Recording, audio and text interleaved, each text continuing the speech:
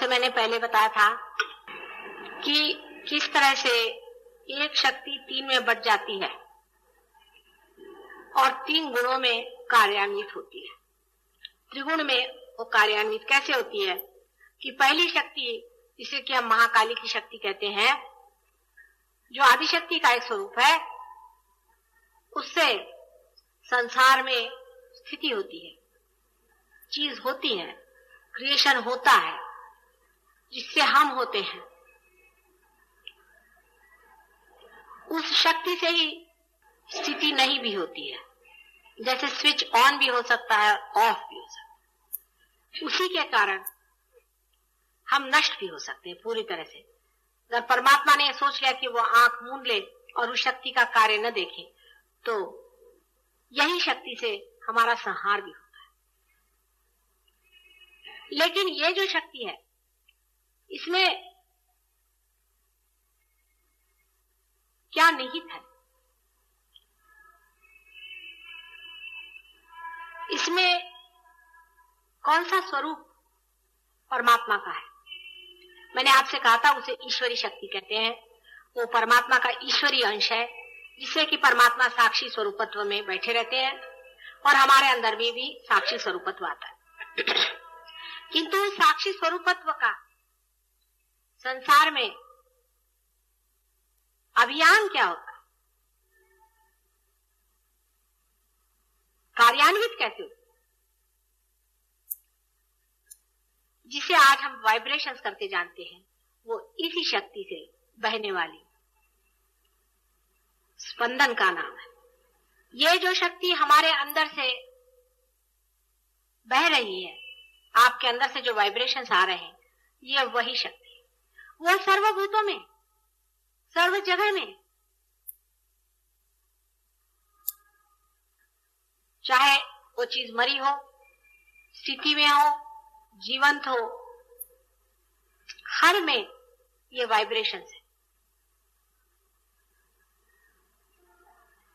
माने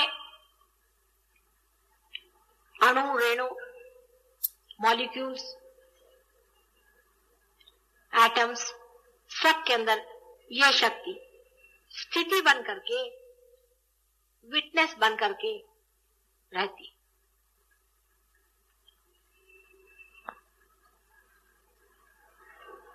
इसको बहुत से लोग चैतन्य लहरी भी कह सकते हैं, लेकिन मैं इसे चैतन्य नहीं कहूंगी।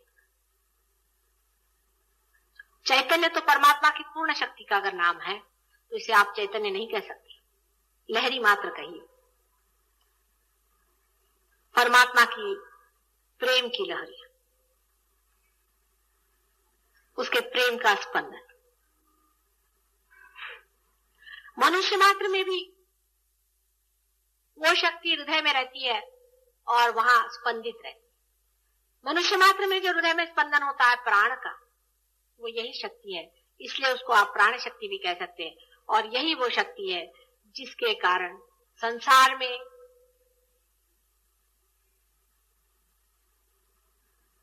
प्राण है, माने लाइफ, जिसको आप लाइफ कहते हैं।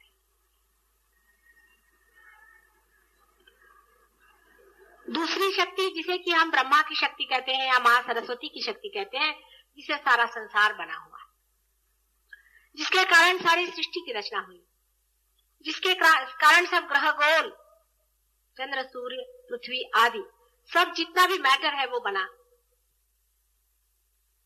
उस क्रिएटिव फोर्स को आप महासरस्वती की शक्ति कहते हैं। वो शक्ति हमारे भी पेट में है और विराट के भी पेट में। वो सब प्राणी मात्र के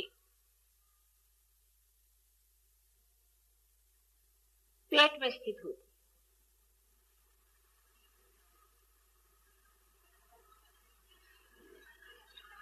उसे आप कह सकते हैं कि वो इवॉल्विंग फोर्स है। अगर किसी अमीबा को भूख न लगती तो वो इवॉल्व नहीं होता, उसका उत्थान नहीं होता। वो शक्ति हमारे पेट में स्थित है।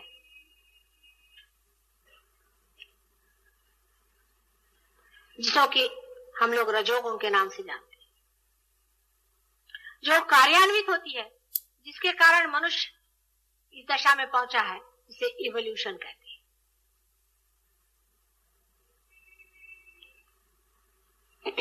तीसरी शक्ति इसके बराबर बीचों बीच होती है, जो विराट के सहस्त्रार में नीचे जो लिम्बिक एरिया है, चेतना स्वरूप होती है, जिसे अवेयरनेस कहते हैं। चेतना स्वरूप जो शक्ति हमारे बुद्धि में है,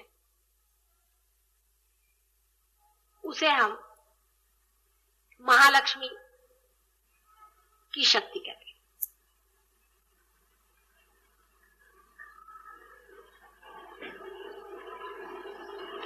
इस शक्ति का कार्य भी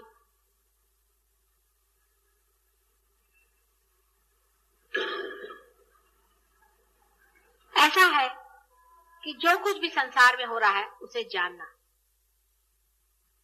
जैसे कि एक अमीबा को भूख लगी या किसी जानवर को भूख लगी और वो किसी चीज की ओर उठा, उसने अपनी गर्दन उठाई, उसकी गर्दन बड़ी होने लगी, लेकिन उसकी भूख पूरी हुई या नहीं, इसको जानने की शक्ति ही ये शक्ति।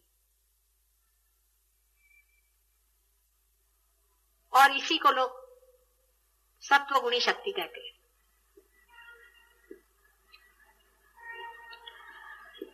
इन तीनों शक्तियों को जब एकाकार हम पाते हैं तभी सल्वेशन होता है। ये गुणातीत दशा है। माने आपके हाथ में से अभी वाइब्रेशंस बह रहे हैं, जैसे ही आप पार हो गए, ये इसका प्रूफ है। इसकी आपको चेतना भी है, आप जानते भी हैं कि आपके अंदर से वाइब्रेशंस भर रहे हैं। आप ये भी जानते हैं कि दूसरे के अंदर वाइब्रेशंस है या नहीं। आप ये भी जानते हैं कि उसकी कुंडलिनी कहां अटक रही है। और तीसरे, आपके अंदर वो भी शक्ति आ गई कि आप दूसरों को इवॉल्व कर सकते हैं, आप दूसरों की जागृति कर सकती है, दूसरों को पार कर सकते हैं। क्या आप समझ सकते हैं कि आप इतने बड़े हो गए हैं कि आप दूसरों को इवॉल्व कर रहे हैं? आपके दिमाग में भी ये बात नहीं आती। आप समझ भी नहीं सकते कि तीनों शक्तियां आपके अंदर में एकत्रित होकर के बह रही हैं, और इसीलिए आपकी इसकी चेतना भी है, आप जानते भी।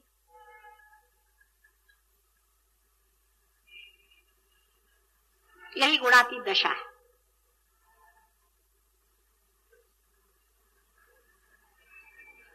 इन तीनों दशाओं को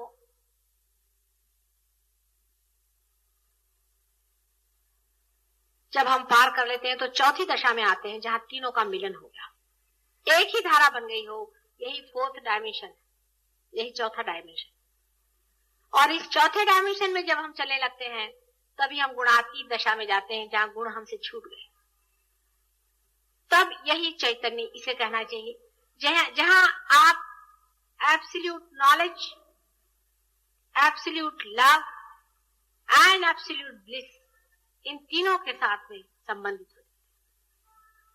और इसको करने के लिए जो शक्ति अपने अंदर में बची खुची रखी जाती है, जिसे रेसिडुअल एनर्जी कहना चाहिए, वो शक्ति हमारे त्रिकोणाकार अस्थि में नीचे छिपी हुई है, और वही इस्तेमाल में आती है, और वही इन तीनों शक्तियों को छेद करके एक कर देती है। और तभी आप गुणातीत दशा में जाते हैं, और तभी आप में चैतन्य हो जाता है। माने ये कि आप इन तीनों चीजों से भूषित हो जाते हैं, जिसके कारण आपके हाथ में से वाइब्रेशंस बहना शुरू हो जाते हैं, जिसके कारण आप दूसरों की कुंडलिनियों को पहचानने लगते हैं, और जिसके कारण आप दूसरों को भी रियलाइजेशन दे सकते हैं। ये तीनों शक्तियां जब कार्यान्वित होती हैं तब उसकी चेतना हमें रहती नहीं। हृदय हमारा धड़क रहा है, लेकिन हम अपने हृदय की ठोके अपने सर से सुन नहीं सकते। हृदय पे अगर कोई प्रेशर हो तो हम उसे जान नहीं सकते। हमारे पेट में अगर कोई शिकायत हो रही हो तो हम उसे समझ नहीं सकते, सिवाय इसके कि थोड़ा सा दर्द होगा। लेकिन जब आप गुणातीत दशा में चले जाते हैं तो आप अपने हर एक चक्र को पकड़ सकते हैं कि मुझे कहां तकलीफ हो रही है। आप अपने आप से पकड़ लेंगे, कहेंगे मां मेरा आ गया, पकड़ लिया, मेरा आ गया, पकड़ लिया। पहले आप जानते नहीं थे, ये मशीन और आप एक ही थे, आपको पता ही नहीं था कि मशीन कहां कराता है। आप भूत भी पकड़ते थे, आपको पता नहीं होता था, और आप बीमारियां पकड़ते थे, आपको पता नहीं होता।